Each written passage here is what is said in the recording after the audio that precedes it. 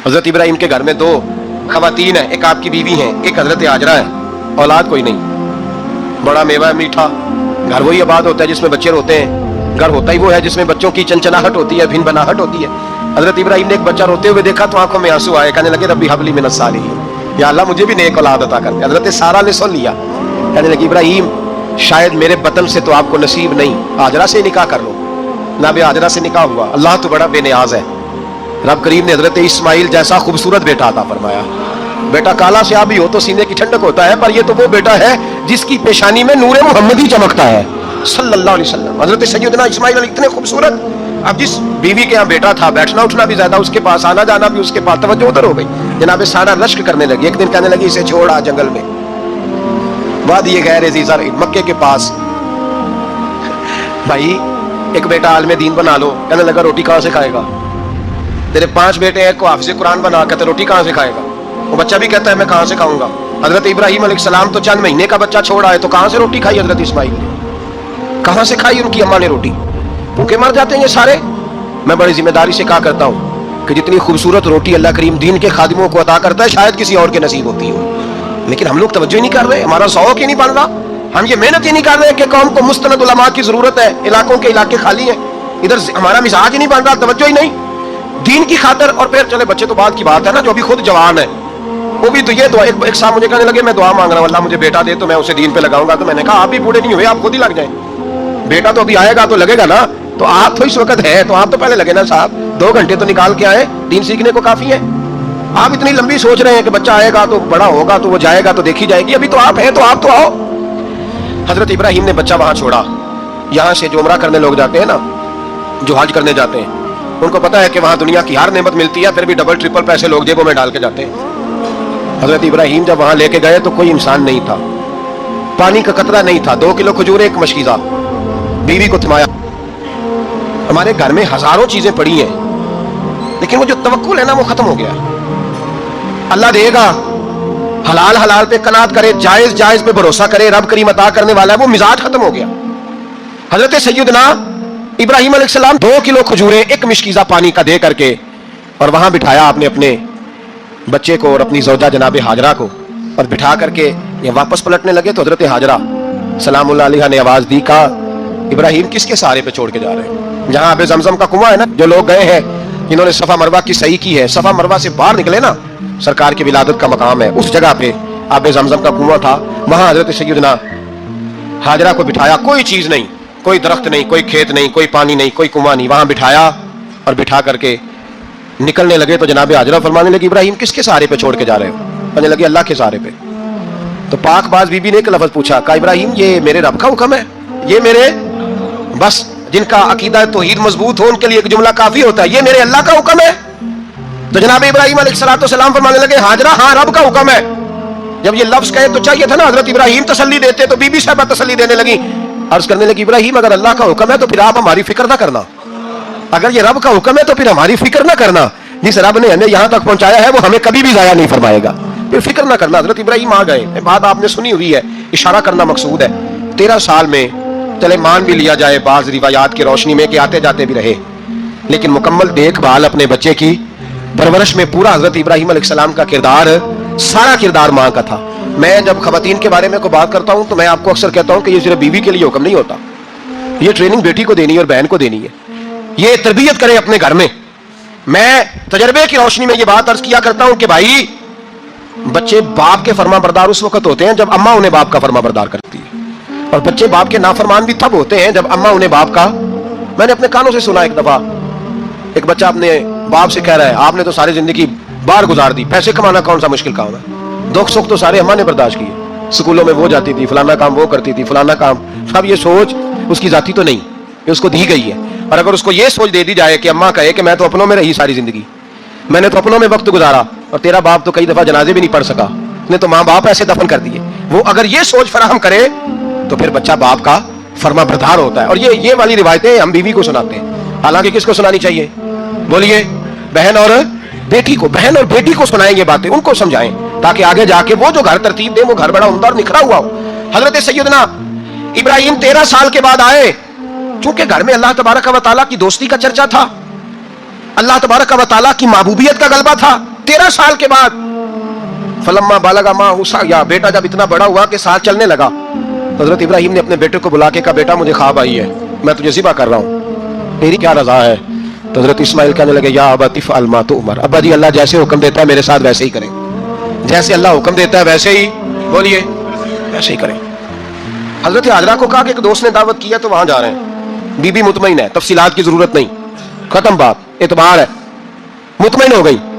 شیطان پیچھے سے آیا اماں کے پاس، ذرا تھوڑی دیر کے لیے تصور جمائیے، یہاں تو پڑوسن آ کے کوئی بات بتا دیتی ہے خاوند کے بارے میں تو کئی مہینے جھگڑا جاری رہتا ہے، پڑوسن محلے دار. شیطان نے آ کے بتایا لفظ کیا ہے؟ کہا حضرت تمہیں پتا ہے کہاں جا رہے ہیں؟ کہا دوست کی دعوت میں. تو کہنے لگے دوست کون ہے؟ رب کریم، اور ابراہیم کا خیال ہے کہ اس رب نے مجھے حکم دیا ہے کہ میں ذبح کروں. تو حضرت حاجرہ کہنے لگی کبھی باپ بھی بیٹے ذبح کرتے ہیں؟ شیطان کہنے لگا ان کا خیال ہے کہ ان کے رب نے حکم دیا ہے. جناب حاجرہ فرمانے لگی اگر رب نے حکم دیا تو پھر تو مجھے شیطان لگتا ہے، تو مجھے شیطان لگتا ہے. کا کیا مطلب؟ فرمانے لگی اگر رب کریم کا حکم ہے تو میرے پاس ایک اسماعیل ہے، اگر 1000 بھی ہوتے میں سارے اللہ کے راستے میں پیش کر دیتا، دے دیتی. مالک کا ہی تو ہے سارا کچھ، اسی کا ہے، اس میں لیت اللہ کی کیا گنجائش؟ حضرت سیدنا ابراہیم علیہ السلام نے بیٹے کے حلق پہ چھری رکھ بھی دی اور چھری چلا بھی دی، رکھ بھی دی، اور وہ تو اللہ کریم نے فرمایا یا ابراہیم قد صدقت الرؤیا، ابراہیم تو نے خواب سچا کر دکھایا، وہ قیامت تک تیرا نام رہے گا. حضرت ابراہیم نے وطن بھی دیا، جان بھی دی، بیٹا بھی، اللہ کریم نے دمبے دیے، فرمایا یہ فدیہ ہے. اب یہ قربانی قیامت تک حضرت ابراہیم کے طریقے کے مطابق جاری ہے. حضرت ابراہیم بہت بڑے مہمان نواز تھے، بہت بڑے. آپ جب مصر میں قیام تھا تو بڑے بڑے لمبے چوڑے لنگر پکتے تھے، لوگ آیا جایا کرتے تھے، بڑا تفصیل کے ساتھ کھانا ہوتا تھا. مہمان نوازی آپ کی خاص صفت مبارکہ ہے. ہمارے ہاں بھی مہمان نوازی ہوتی ہے امیروں کی، بلکہ اب تو مہمان نوازی اس طرح کی ہے کہ کل تیری میرے پاس دعوت ہے اور پرسوں میری تیرے پاس ہے. وہی امیروں میں وہ چکر رہتا ہے، پارٹیاں دوست ایک دوسرے کو ڈالتے ہیں، تیری طرف پارٹی تیری طرف، اور اسی انداز میں اب یہ عید آئے گی نا ٹکا پارٹیاں ہوں گی جگہ جگہ، اور لوگ سوال پوچھنے لگے ابھی سے، کہتے ہیں قربانی کا کتنا گوشت گھر رکھنا جائز ہے؟ قربانی کا کتنا گوشت گھر رکھنا جائز ہے؟ سارا ہی جی ہاں، اس لیے فریزر لے لے، فریج سے نہیں کام چلے گا، سارا ہی جائز گھر رکھنا، سارا ہی جائز ہے، رکھ لیں. اور خدا کے بندے قربانی وہ بندہ دیتا ہے جو سارا سال ہی گوشت کھاتا ہے، صحیح کہہ رہا ہوں؟ قربانی صاحب نصاب صاحب استطاعت بندہ دیتا ہے نا، تو وہ سارا سال ہی گوشت، تو سارا گھر میں رکھنا بھی جائز ہے، لیکن سارا دے دینا بھی. تو جو آ رہی ہے اس پہ کیوں توجہ کرتے ہو؟ جو دوسرا جائز ہے اس پہ کیوں نہیں عمل کرتے؟ سارا تقسیم کر دیں، بات ختم ہوئی. یقین کریں محرم میں جا کے دوست ٹیلی فون کر کے سوال پوچھتے ہیں، کہتے ہیں صاحب سنا ہے قربانی کا گوشت محرم میں کھانا جائز نہیں. میں کہ نہیں، ربیع الاول بھی جائز جی، رجب رمضان تک کھاؤ، کوئی بندہ نہیں منع کرتا، اس لیے کہ کسی کو دینا تو پسند ہی نہیں، یا پھر اس میں سے جو خاص چیزیں ہیں وہ اپنی فریج میں اور باقی جو ہے وہ دوسروں کے لیے. یہ کیا طریقہ ہے ہمارا؟ قربانی اسلام کا ایک خوبصورت ترین عمل ہے، یہ محبوب ترین عبادت ہے اللہ تعالیٰ کی. قربانی اپنی فضیلت کے لحاظ سے، عظمت کے لحاظ سے، اپنی بلندیوں کے لحاظ سے دین میں بڑا مقام رکھتی ہے، لیکن ہر چیز کا رنگ روپ بدل دیا جاتا ہے نا، چونکہ قربانی چلی آ رہی تھی حضرت ابراہیم خلیل اللہ علیہ السلام سے. تو اہل عرب جو تھے مشرکین مکہ، قربانی کا تعارف وہ بھی رکھتے تھے، پر وہ قربانی کی حقیقت کو، قربانی کی حکمت کو، قربانی کے حسن کو، قربانی سے پھوٹنے والی روشنی کو سمجھنے سے ناآشنا تھے. وہ کیا کرتے تھے کہ جب وہ کوئی قربانی کا جانور ذبح کرتے تو اس کا جو خون ہوتا وہ بیت اللہ شریف کی دیواروں کے ساتھ مل دیتے. قربانی کے جانور کا جو گوشت ہوتا وہ لا کے بتوں کے سامنے رکھتے کہ یہ خون کعبے کی دیوار سے خون ملنے سے اور بتوں کے آگے گوشت رکھنے سے شاید ہماری قبولیت ہو جائے گی، ہم نے جانور ذبح کیا ہے. کمال ہے میرے رب کریم کی کتاب کا انداز بھی. قرآن مجید مختصر الفاظ کے اندر، مختصر جملوں کے اندر، اجمال کے اندر اتنی بڑی تفصیل بیان کر دیتا ہے کہ انسان کے ذہن کے، دل کے، دماغ کے دریچے کھول جاتے ہیں. اللہ کھانے پینے سے پاک ہے، بے نیاز ہے مالک. رب کریم نے فرمایا لن ینال اللہ لحومھا، فرمایا ہرگز نہیں پہنچتا اللہ کی بارگاہ میں تمہارا گوشت، ولا دماؤھا، اور نہ ان کے خون، نہ اس جانور کا گوشت اللہ کی بارگاہ میں پہنچتا ہے، نہ خون پہنچتا ہے. تو مالک پہنچتا کیا ہے؟ ولیکن ینالہ التقوی منکم، بلکہ رب کی بارگاہ میں تو تمہارے دلوں کا تقوی پہنچتا ہے. تمہارے دل میں کیا ہے، تم اپنے رب کی رضا کتنی چاہتے ہو، یہ بات جاتی ہے. گوشت اور خون تو یہاں رہ گیا. فرمایا نہ اللہ کی بارگاہ میں خون پہنچ رہا ہے جانور کا، نہ گوشت پہنچ رہا ہے، دل کا تقوی پہنچ رہا ہے. معنی کیا ہے کہ جانور خریدتے وقت بھی اپنے دل سے پوچھ لینا تیرا دل کیا کہتا ہے، نیت کس سے جانور تو لے رہا ہے، تیرا ارادہ کیا ہے. اور جب تو ذبح کرے تو بھی اپنے دل پہ توجہ رکھ، तेरे दिल में उसके लिए क्या है, तेरे दिल के अंदर तकवा कितना है, अल्लाह की रजा हासिल करने का जज्बा कितना है। और जब तू उसका गोश्त बांटे तो फिर भी तेरी नजर आने वाले बंदे पर नहीं होनी चाहिए। जिस घर में गोश्त जा रहा है उस घर पर तेरी नजर नहीं होनी चाहिए, बल्कि तेरी नजर तो रब की रजा पे रहनी चाहिए। अल्लाह की बारगाह में जो चीज जाएगी वो दिल का तकवा जाएगा। अपने दिल पर मेहनत की जाए, दिल की ख्वाहिशात, दिल की नीयतों को, इरादों को सही किया जाए। एक आयत ने सारा फलसफा बयान कर दिया कि ना वहां खून जाता है ना गोश्त जाता है, वहां तो तुम्हारे दिल का तकवा जाता है। तो जिस चीज ने वहां जाना है उस पर ज्यादा तवज्जो होनी चाहिए थी, उसका ज्यादा ख्याल होना चाहिए था।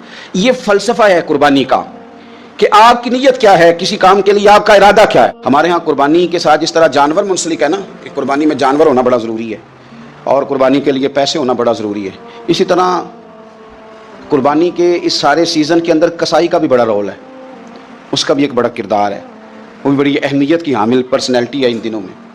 और पहले से बड़े सारे मामलात हैं और उस दिन कसाइयों के जो मामलात हैं उनकी जो भाग दौड़ है वो भी एक पूरी दास्तान है।